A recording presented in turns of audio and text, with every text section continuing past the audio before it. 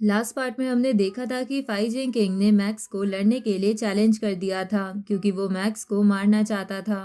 पर मैक्स इस लड़ाई के लिए तैयार हो जाता है। तो फाई जिंग किंग ये कहकर वहां से चला गया था कि मैं तुम्हें फाइट की जगह के कोऑर्डिनेट्स भेज दूंगा। अब आगे। तो इस पार्ट की शुरुआत में मैक्स और फाई जिंग किंग लड़ने वाली जगह पर आ जाते हैं। तभी फाई जिंग किंग कहता है कि ये बैटल वर्चुअल यूनिवर्स में लाइव ब्रॉडकास्ट हो रही है, इसलिए आज सबको तुम्हारी मौत का नज़ारा देखने को मिलेगा। इधर वर्चुअल यूनिवर्स में बहुत सारे बीस्ट फाइजिंग किंग को चीयर कर रहे थे ताकि वो ब्लेड रिवर किंग यानी मैक्स को मार दे। उसी वक्त ये मैच मंकी सीनियर और मैक्स के दोस्त भी देख रहे थे, जहां मैक्स के दोस्त मंकी सीनियर से पूछती है कि क्या ब्लेड रिवर किंग आज जीतेगा। इस पे मंकी सीनियर कहता है कि तुम बस मैच के मजे लो। इस तरफ फॉक्स क्लैन का लॉर्ड सिटी लॉर्ड भी ये मैच देख रहे थे। तभी मैक्स फाइजिंग किंग से कहता है कि मैं तुम जैसे कई लोगों से मिला हूँ जो मरने के लिए उत्सुक रहते हैं। इस पे फाइजिंग किंग कहता है कि तुम्हारा घमंड आज ज्यादा देर तक नहीं रहेगा। तभी मैक्स अपनी पावर एक्टिवेट करता है, जिसे देखकर फाइजिंग किंग कहता है कि इसकी डिवाइन बॉडी तो मेरे से इन्फीरियर है, तो इसकी पावर एकदम से कैसे बढ़ गई। लगता है ये पावर हाइड कर रहा था। ये सुन के मैक्स कहता है कि तुमने ये रियलाइज कर लिया, पर इसके लिए अब बहुत देर हो चुकी है। उसी वक्त मैक्स अपना स्टार सील ट्रेजर निकालता है और उसकी मदद से एक ब्लैक होल बनाकर फाइजिंग किंग को उसमें खींचने लगता है, जिसे देखकर फाइजिंग किंग कहता है कि तुम्हारे पास तो एक पिनेकल लेवल ट्रेजर है। तभी वो गोल्डन वाइब्रेशन आर्मर पहन लेता है और अपने बाकी दोनों हाथ निकालकर मैक्स के लिए अपना अटैक तैयार करने लगता है, जिसे देखकर मैक्स कई सारे ब्लैक होल बनाने लगता है। तो फाइजिंग किंग कहता है कि तुम्हारे पास एक पिनेकल लेवल ट्रेजर है तो भी क्या हुआ, अब तुम मेरी नई सीक्रेट टेक्निक वॉल्फ शैडो को देखोगे। अब वो वॉल्फ शैडो टेक्निक का इस्तेमाल मैक्स पर करता है, पर मैक्स ब्लैक होल की मदद से उस टेक्निक को डिस्ट्रॉय कर देता है। साथ ही इसकी वजह से फाइजिंग किंग भी काफी इंजर्ड हो गया था और वो दूर जाके एक मीटियोर से टकराता है। तभी मैक्स अपने गॉड बीस्ट की डिवाइन फॉर्म को बाहर निकाल के स्टेरी स्कैटरिंग डायग्राम बनाता है और उसकी मदद से फाइजिंग किंग पर अटैक करता है, जिसकी वजह से उसकी 6% डिवाइन बॉडी तबाह हो गई थी, जबकि उसने एक पिनेकल लेवल आर्मर पहना हुआ था। अब फाइजिंग किंग वहां से निकलने की कोशिश करता है, पर मैक्स अपनी गॉड बी स्टैचू की डिवाइन फॉर्म से लगातार उसे पीटने लगता है। ये देखकर सारे ह्यूमंस खुश हो जाते हैं और मैक्स को काफी जोरों शोरों से चीयर करने लगते हैं। ऊपर से मैक्स के दोस्त भी बोलते हैं कि मैक्स के आगे फाइजिंग किंग कुछ भी नहीं है। इधर सभी बीस्ट का भी मैच का इंटरेस्ट जा रहा था क्योंकि उन्होंने अपनी सारी होप खो दी थी। तभी अचानक से लाइव टेलीकास्ट में कुछ दिक्कत आ जाती है। दूसरी तरफ फाइजिंग किंग की रीढ़ की हड्डियां भी टूट गई थी और उसे अपने साथ इतना कुछ होते हुए देखकर समझ आ गया था कि मैक्स के पास एक नया क्लोन है, इसलिए वो वहां से भागने की कोशिश करता है, पर मैक्स उसे लगातार अपने ब्लैक होल से इंजर्ट करने लगता है, जिसकी वजह से उसकी डिवाइन बॉडी लगातार कम हो रही थी। इसलिए वो बोलता है कि इसके हाथों से दर्द सहने से तो बेहतर है मैं अपने आप को सेल्फ डिस्ट्रक्ट कर लूं। अब वो खुद को उड़ा लेता है, लेकिन मैक्स ने अपने आप को सिल्वर विंग्स की मदद से बचा लिया था। जहाँ फाइजिंग किंग के ट्रेजर्स आसपास पड़े हुए थे, तभी वहाँ एक क्रैक बनता है और वहाँ पर एक कल्टीवेटर आने लगता है, जिसे देखकर मैक्स कहता है कि ये पाई फेंग है, एक सुपर वॉरियर नॉर्दर्न अलायंस का और गॉड जनरल बनने का एक कैंडिडेट। हालांकि ये गॉड जनरल से अभी वीक है, पर ये अभी भी यूनिवर्स वेनेरेबल लेवल पर है।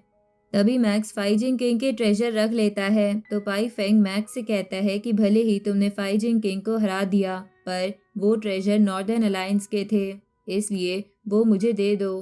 पर मैक्स वहां से भागते हुए कहता है कि मैंने फाइजिंग किंग को मारा है, इसलिए उसके ट्रेजर्स मेरे रिवॉर्ड है। ऊपर से अगर मैं उसकी जगह मरता तो क्या तुम मेरे ट्रेजर ह्यूमन अलायंस को दे देते?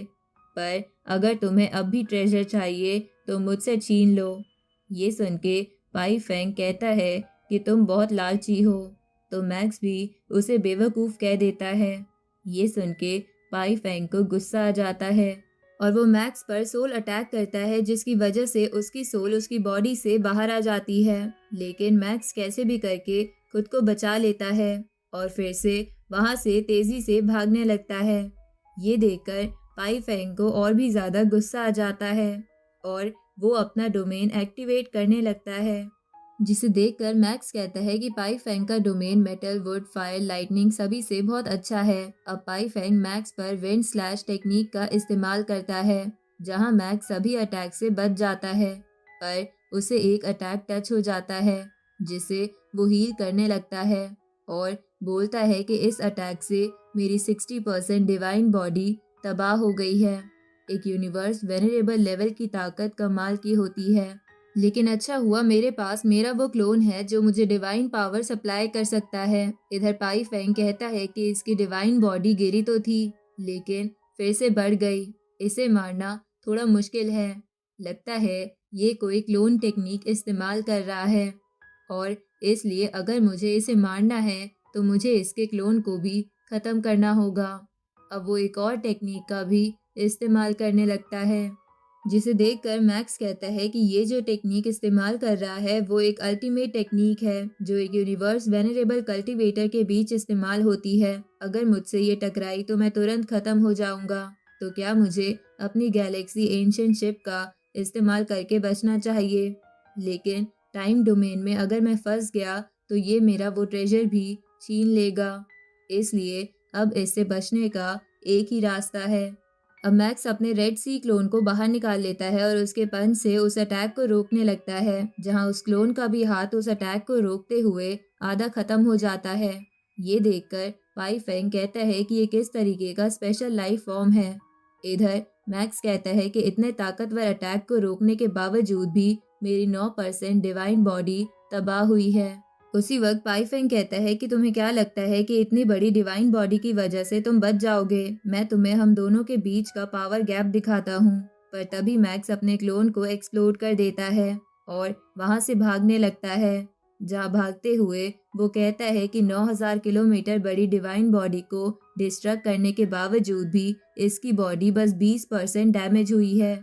तभी पाई फेंग को बहुत ज्यादा गुस्सा आ जाता है, लेकिन उसी वक्त उसी लेवल का जियू फेंग नाम का पर्सन वहां आ जाता है, जो पाई फेंग के अटैक को रोक लेता है क्योंकि वो ह्यूमन अलायंस से था।